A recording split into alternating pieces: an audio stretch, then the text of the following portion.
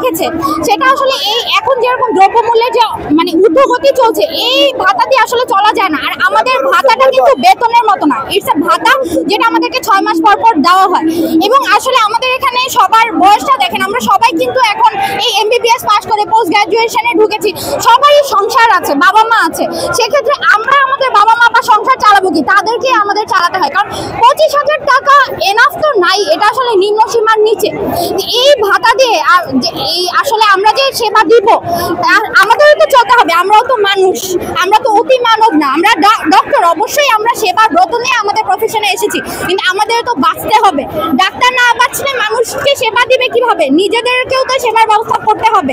তো আমাদের সেবার দায়িত্বটা তো আমাদের মানে আমাদের দেশে যারা আছেন, আমাদের উপরে যারা আছেন, যারা আমাদেরকে ভাতাটা দিয়ে থাকেন, এখন তারাই যদি আমাদের দিকে মানবিক দৃষ্টিতে না থাকেন, এমনকি আমাদের রোগীরা পর্যন্ত যখন শুনেন যে আমরা এরকম 24 ঘন্টা 72 ঘন্টা টানা ডিউটি করার পর আমরা 6 মাস পর পর এই মাসে 25,000 টাকা করে ভাতা পাই, রোগীরাই অবাক হয়ে যান যে স্যার বা ম্যাডাম আপনারা চলেন কিভাবে এই টাকা দিয়ে। পরিশ্রমের তুলনায় আমাদের ডেডিকেশনের তুলনায় এটা আসলে খুবই সামান্য।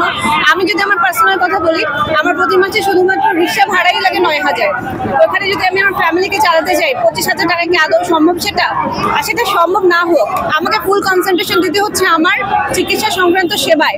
আমার পেশেন্টকে কিভাবে আমরা একটা বেস্ট সেবা দিতে পারি, আমাদের প্রচুর পড়ালেখার মধ্যে থাকতে হচ্ছে। অ্যান্ড আমরা যারা এখানে প্রাইভেট ট্রেনি আছি, তারা কিন্তু বাইরে কোথাও চেম্বার করতে পারমিসেবল না। তাহলে আমরা কিভাবে 25,000 টাকায় ঘর ভাড়া দিতে পারবো? আমরা যদি আমরা এগুলো না করতে পারি, তাহলে কিভাবে আমরা আমাদের খরচটা উঠায় নিয়ে আসবো? আর কিভাবে কখন করবো, আর কখন আমরা পেশেন্টদের বেটার একটা সেবার এনভায়রনমেন্ট দিব? এটা কি আদৌ পসিবল? এটা তো যে কেউই বুঝতে পারছে, তাই না? তারপরে এরকম একটা যৌক্তিক দাবি নিয়ে দেশের টপ মোস্ট যারা হচ্ছে ইন্টেলিজেন্ট স্টুডেন্ট, এদেরকে কেন রাস্তায় নামতে হয়? আমি এটাই তো বুঝতে পারছি না। হ্যাঁ, মানবিক আপনি কখন আসবেন? যখন আপনার পেটে ক্ষুধা থাকবে, ঠিক আছে, তখন তো আপনি এরকম করে 100% সেবাটা দিতে পারবেন না। আপনি পারবেন?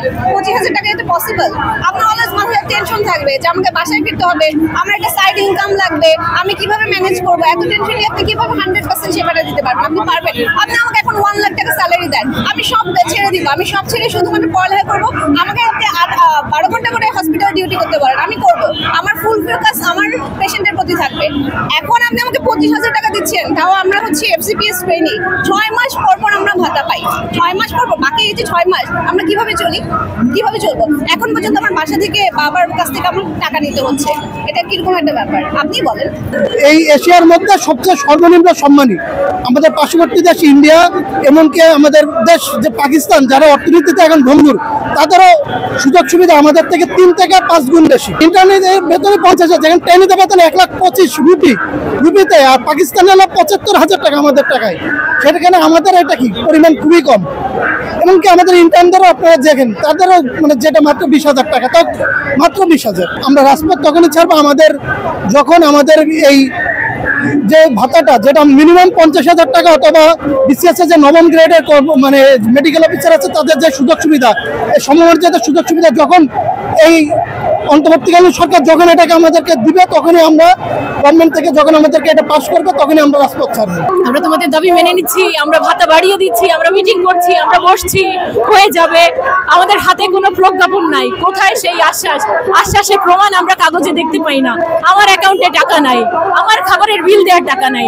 সেই টাকা যতদিন আমার হাতে না এসে পৌঁছাবে, ততদিন পর্যন্ত আমাদের আন্দোলন চলতে থাকবে।